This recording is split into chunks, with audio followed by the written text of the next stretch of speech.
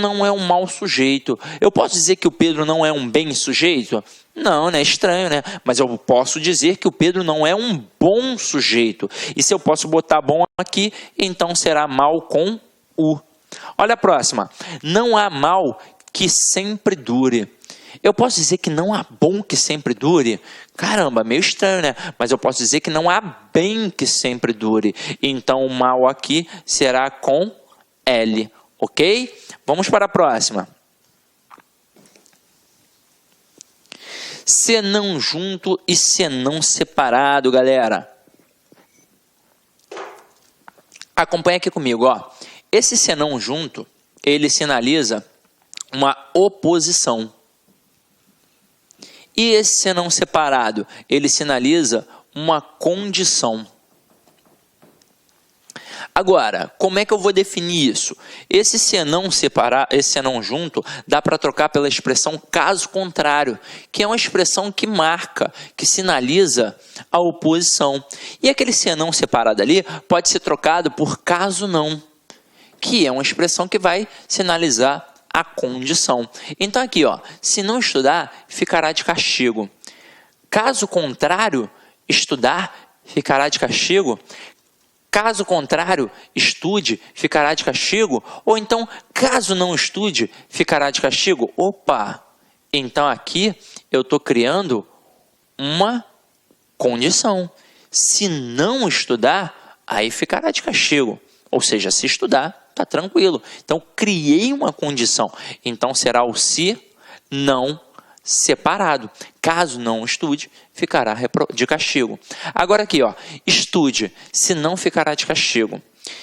Estude, caso contrário, ficará de castigo. Então, olha a diferença. Então, aqui, ó, eu vou botar o senão junto, porque agora marca a oposição. Então, na primeira, a gente marca uma situação contextual semântica de condição, e na segunda, a gente marca uma situação de oposição. Tranquilo? Beleza?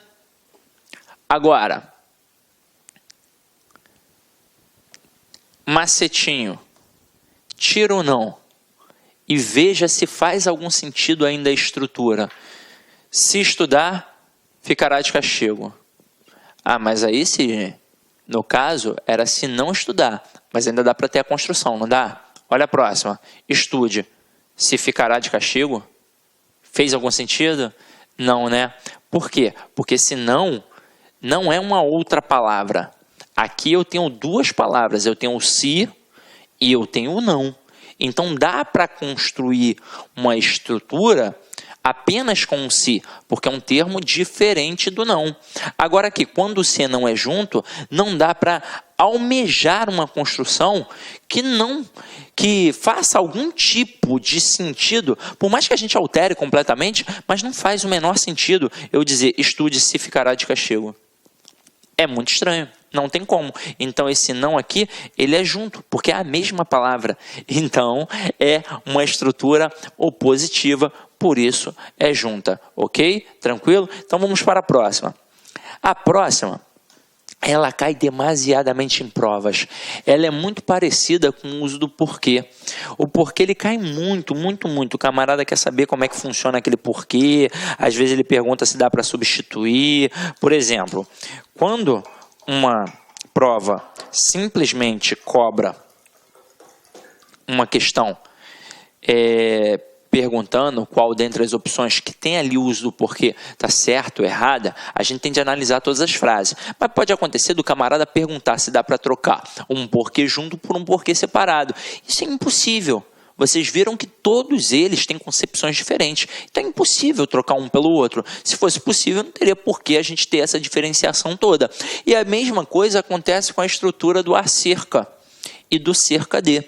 A gente vai visualizar agora que existe o acerca, em que esse acerca é só uma palavra, portanto a gente diz que é um acerca junto, e haverá situações em que teremos o acerca separado. É possível trocar um pelo outro? Nunca, jamais, são concepções completamente diferentes. Este acerca aqui, o junto, como a gente diz, ele significa assunto. E este cerca aqui, ele significa aproximadamente. aproximadamente. Vamos entender como é que isso funciona. E etapa por etapa. Quando eu digo assim, ó, discursou, pontinho, pontinho, problemas políticos. Eu posso dizer que o camarada discursou aproximadamente problemas políticos? Não, mas eu posso dizer que o camarada discursou sobre problemas políticos, não posso? Então o assunto que ele está falando ali, que ele está utilizando, é o assunto político. Então eu vou dizer que ele discursou acerca de assuntos políticos. Mas aqui, ó, comprei pontinho, pontinho, 200 gramas de presunto. Então vamos lá.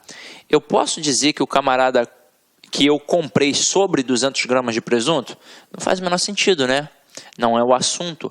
Aqui a gente vai trabalhar a questão da proximidade. E aí agora eu quero que você entenda muito bem. Eu só vou usar aquela concepção ali se eu quiser fazer uma concepção de proximidade. Porque vai que eu comprei exatamente 200 gramas de presunto. Então eu vou colocar apenas comprei 200 gramas de presunto. Esta será a frase. Mas e se eu não tiver certeza que foram exatamente 200 gramas? E se eu fiquei na dúvida? Caramba, será que foi, né, foram 199? Porra, aí é foda, né? Desculpa até a expressão. Mas, porra, ele vai ficar, não sei se foram 190, se foi 210. Quer saber? Foram mais ou menos 200 gramas. Ou seja, aproximadamente 200 gramas. Então, comprei cerca de 200 gramas. Porque eu comprei aproximadamente 200 gramas de presunto. Agora aqui, ó. A guerra ocorreu, pontinho, pontinho, 20 anos. Então é o seguinte. Se eu tivesse, né, até saiu o D aqui, né? Finge que esse D não está aqui. Se eu tivesse certeza que a guerra ocorreu exatamente há 20 anos, eu iria colocar o A do verbo haver, que indica tempo transcorrido, um tempo passado. Então, se eu tiver certeza que foram exatamente há 20 anos, eu colocaria assim, ó, a guerra ocorreu há 20 anos. Esta seria a estrutura. Mas se eu não tiver certeza, se eu ficar na dúvida, caramba, sei lá, vai que foram 19, ou então foram 20, 21, 22, não sei. Então, como é que você vai dizer? A guerra ocorreu há mais ou menos 20 anos. Então, você vai colocar que a guerra ocorreu há cerca de 20 anos, para mostrar que foram aproximadamente 20 anos. Agora aqui outra estrutura. A capital fica pontinho, pontinho, 200 quilômetros daqui. Se eu tiver certeza que ficam exatamente a 200 quilômetros, eu vou utilizar o a, preposição, que indica distância. Então, a capital fica a 200 quilômetros daqui. Mas se eu não tiver certeza, de repente são 190, de repente são 210, quer saber? Aproximadamente 200 quilômetros daqui. Então, você vai colocar que a capital fica a cerca de 200 quilômetros daqui. Ou seja, fica a aproximadamente 200 quilômetros daqui. Tranquilo ou não tranquilo? Então, meu companheiro, isso daqui cai bastante em prova. Até mesmo porque não usa apenas a concepção do assunto e do aproximadamente. Também utilizou estudos sobre outras estruturas gramaticais. Usou o a do verbo haver, que indica tempo passado. Então, aqui a gente fez uma estrutura de uma frase com relação temporal e também tem atrelada a essa estrutura do cerca, que significa aproximadamente, a preposição a na concepção de distância. Então, é isso que você tem de reparar. Opa, tem um valor temporal aqui, ó, passado. Então, eu vou usar o a cerca, em que o a é o a do verbo haver, que é o a com h. E se tiver uma relação de distância, eu vou usar o a cerca, que também é teoricamente separado, porque eu tenho a preposição e eu tenho a palavra cerca, que indica aproximadamente. Eu só vou usar o tal do a cerca junto se significar assunto, ok? Tranquilo? Então vamos lá. Vamos para a próxima. A próxima é assim, galera, ó. Afim junto e afim separado. Pronúncia é a mesma. O que vai definir a diferença entre eles? É que esse afim junto, ele indica afinidade. E este afim separado, ele indica finalidade. Tanto é que dá para trocar pela preposição para. Então vamos lá. Trabalhei a fim de ganhar dinheiro. Então pensa comigo. Eu trabalhei com o intuito de ganhar dinheiro. Eu trabalhei com a finalidade de ganhar dinheiro. Eu trabalhei para ganhar dinheiro. Então só pode indicar finalidade, só pode ser o afim separado. Agora aqui, ó, João está a fim de pedir demissão. Opa, é o objetivo do João. Ele tem aquela finalidade, aquele intuito. Então, é o afim separado. Próxima. Matemática e física são disciplinas afins. Pô, aí não tem como, né? Aí é uma questão de afinidade. Tanto é que normalmente o camarada que faz uma faculdade de engenharia... e aí depende, né? Engenharia mecânica, engenharia elétrica, engenharia civil, ele domina tanto a matemática quanto a física, porque são matérias que se complementam, assim como química e biologia. Agora, se são afins, é o afim junto. Vamos lá, vamos criar uma concepção aqui interessante com essa estrutura. Eu vou colocar assim, ó, João é afim de Paula. Esta estrutura, que é uma estrutura informal da língua, do jeito que está aqui, ela é ambígua. Porque eu não sei se o João, por exemplo, é um primo da Paula, se ele é irmão da Paula, se ele é amigo da Paula, se eles têm afinidade. Eu não sei se é isso, ou se o João quer ficar com a Paula. Do jeito que está aqui, é impossível. Então, vamos desconstruir essa ambiguidade. Eu poderia dizer, João é afim de Paula, pois são irmãos. Então, seria um afim junto. Agora, e se o João quiser ficar ainda com a Paula? Eu vou colocar que o João é afim de ficar com a Paula. Isso significa que o João ainda não está ficando. Então, ele tem o objetivo de ficar. Ele tem a intenção de ficar. Ele tem a finalidade de ficar. Então, vai ser um afim separado. Então, João é afim de ficar com a Paula, porque ele tem um intuito, a finalidade.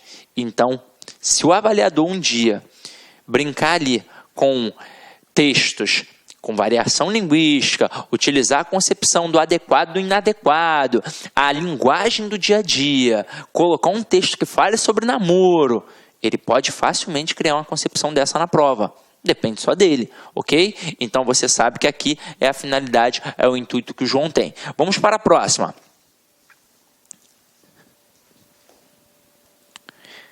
Opa!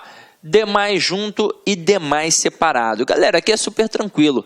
Esse demais junto, ele pode indicar a intensidade. Então, eu posso trocar pela palavra muito, né? Pode funcionar como um valor adverbial. Beleza.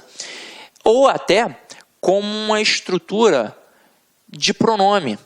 Como se fosse um pronome indefinido. Agora, que significa os demais, os outros.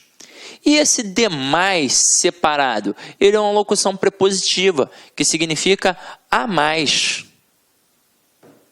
E que eu posso, ao invés de trocar pela palavra muito, eu posso trocar pela expressão de menos. Aí acompanha aqui comigo, ó. A viúva comeu demais. Eu aqui agora posso ou não posso dizer que a viúva comeu muito? Posso. E se eu posso dizer que a viúva comeu muito, eu vou colocar que ela comeu demais junto. Sem contar que, reparem, esse demais aqui está atrelado ao verbo comer. Portanto, tem sim um valor adverbial. Beleza, matei. É para mostrar a intensidade. Está modificando aquele verbo. A viúva não só comeu, ela comeu demais, ela comeu muito, ela comeu bastante. Mas olha a próxima. A viúva comeu sal demais. Caraca, e aí? Agora, reparem. Eu posso dizer que a viúva comeu sal muito? Não, não posso. Eu poderia dizer que a viúva comeu muito sal, em que o muito estaria ligado à estrutura do verbo comer. Agora, aqui não tem como eu dizer a viúva comeu sal muito. Então, eu vou colocar o demais separado. Porque a viúva comeu sal a mais.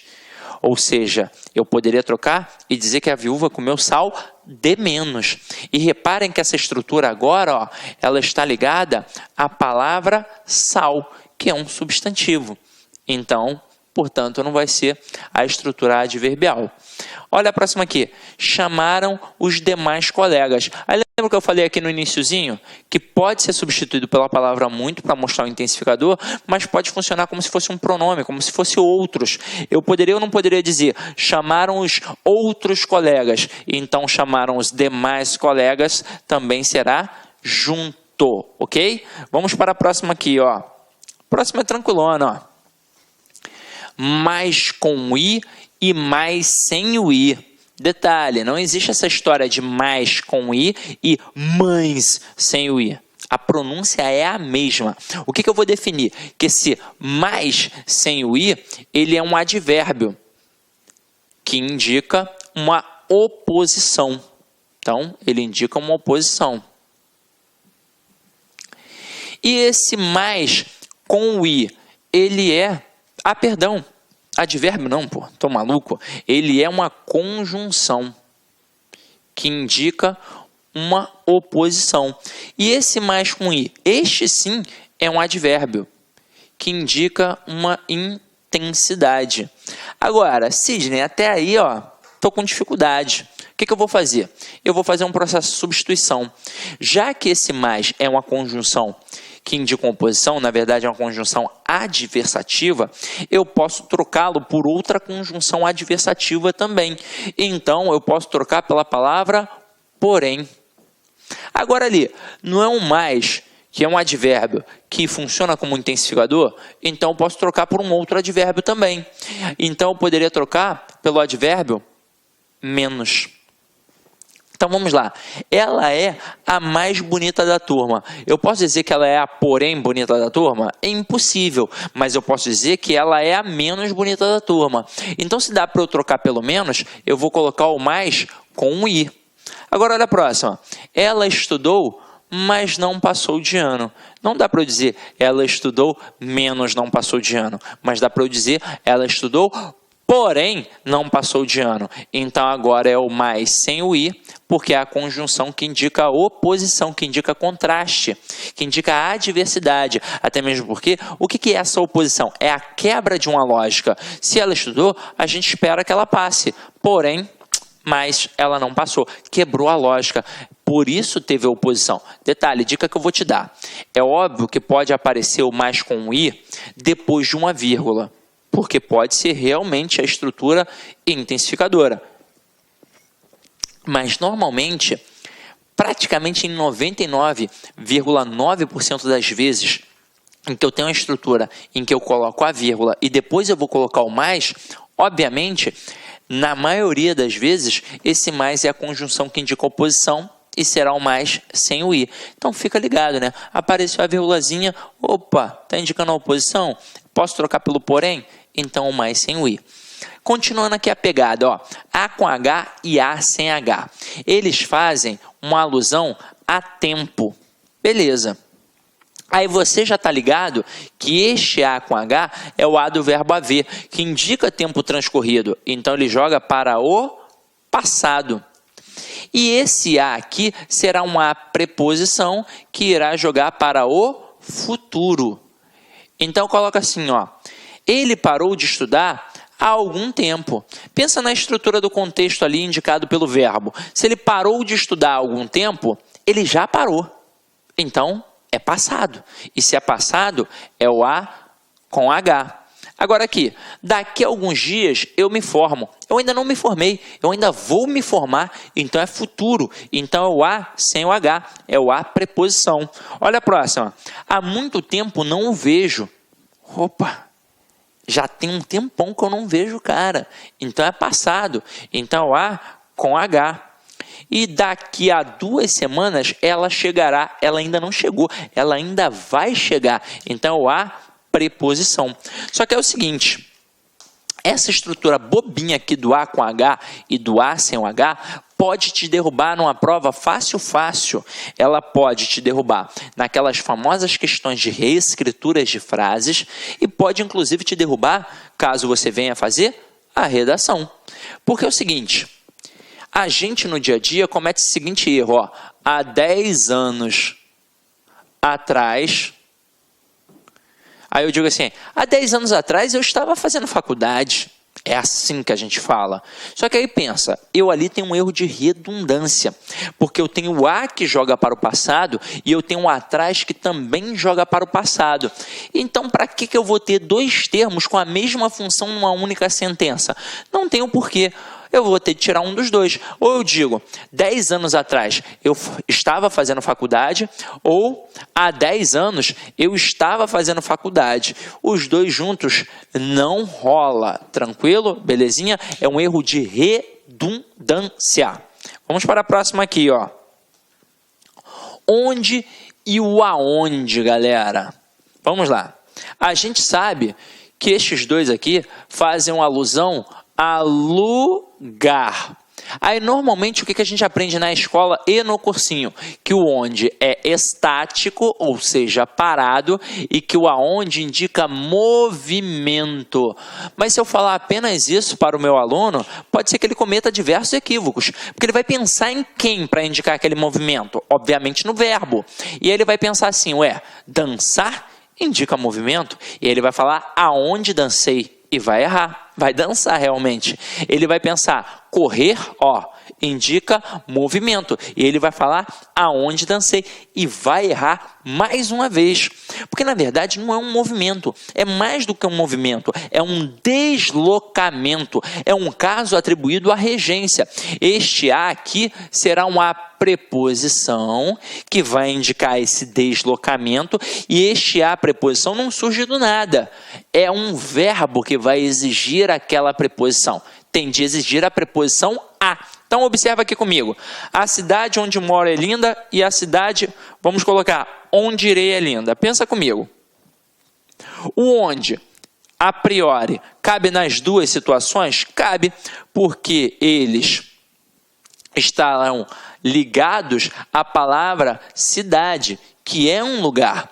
Agora, qual é o bizu? É olhar para o verbo que tem na estrutura. Na primeira apareceu o verbo morar, e quem mora, mora em algum lugar.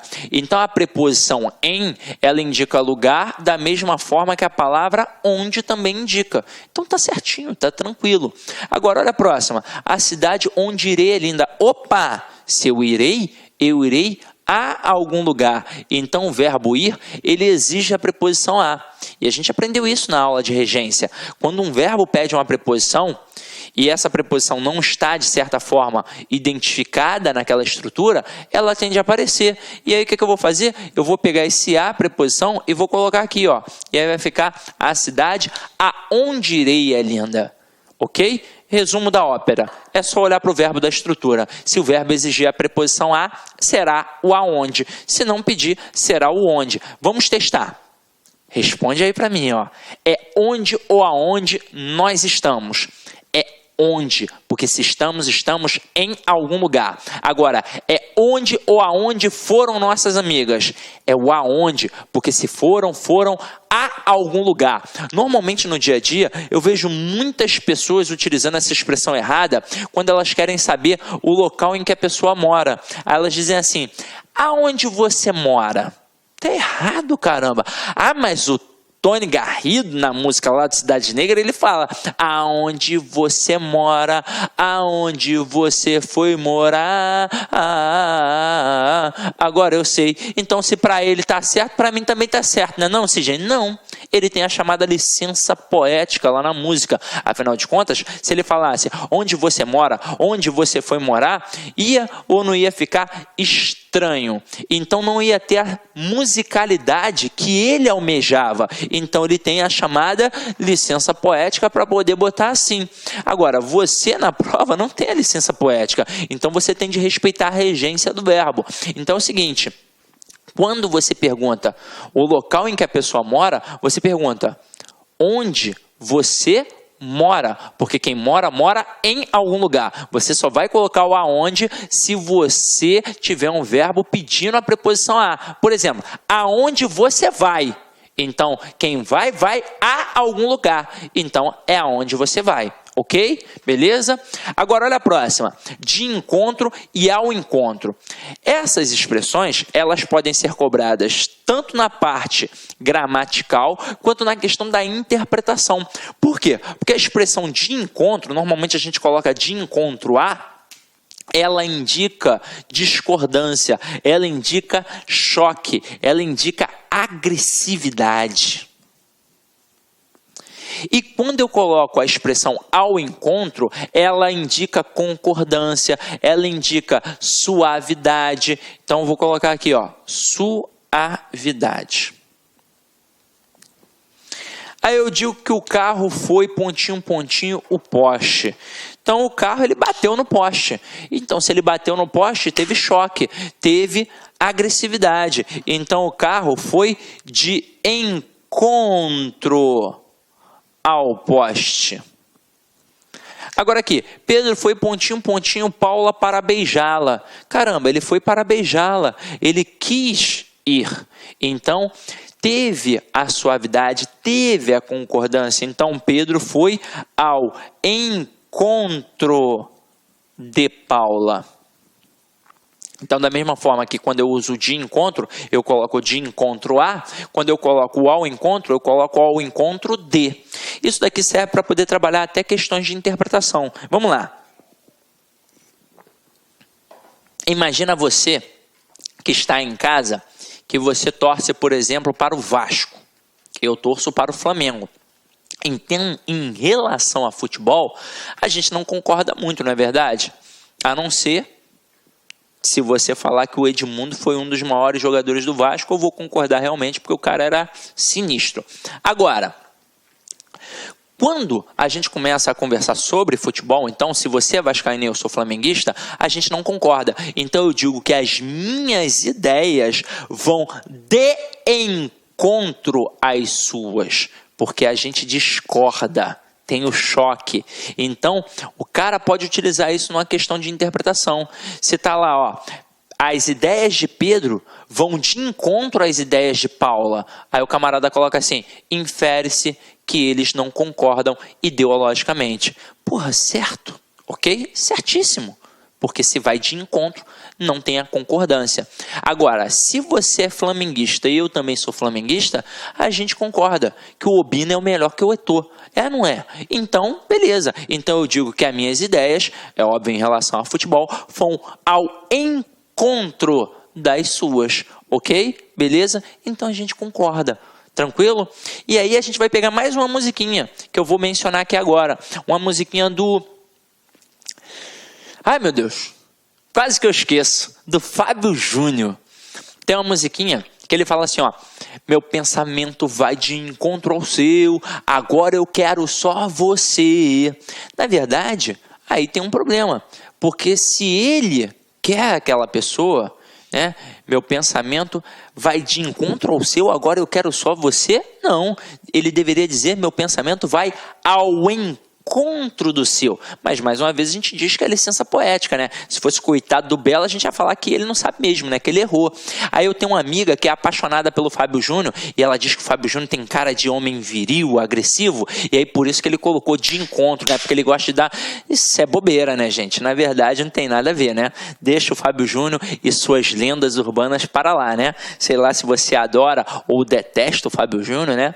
Eu tenho nada com o Fábio Júnior. Minha avó é que se amarra no Fábio Júnior. Então vamos lá, ó. Continuando aqui, ó. Agora que a gente trabalhou algumas dúvidas frequentes em relação à ortografia, a gente vai continuar trabalhando a pegada da ortografia, só que agora muito ao valor semântico. Então a gente vai trabalhar os homógrafos, os homófonos, os homônimos perfeitos e os parônimos, meu companheiro. Então vamos lá. Sidney, caramba, eu pensei que não ia ser abordada essa parte de semântica no meu edital, quando você colocou lá no título da aula ortografia. Meu companheiro, ortografia e a parte da semântica estão bem atreladas ali na tua prova, porque ele vai trabalhar, por exemplo, os homógrafos. Então, o que é um homógrafo? É a palavra que tem a mesma grafia, por isso que são homógrafos, porém tem significados diferentes. Então eu coloco aqui, ó, eu tenho colher e colher. Detalhe, além de ter a mesma grafia e significados diferentes, tem pronúncias diferentes, porque eu tenho colher, o verbo, colher. E eu tenho colher, que é o substantivo, é a colher que a gente usa. Então, além de terem significados diferentes, as pronúncias são diferentes, mas a grafia é idêntica. E o que é um homófono? É quando eu tenho o som igual, por isso que é homófono. O som é igual, mas a grafia é diferente e o sentido é diferente. E aí a gente tem palavras como seção, com 2 S's, seção com C cedilha e seção que se inicia com a letra C. E o tal do homófono perfeito é quando eu tenho a mesma grafia e a mesma pronúncia, mas os significados são diferentes. Opa, caramba, agora foi quase tudo igual.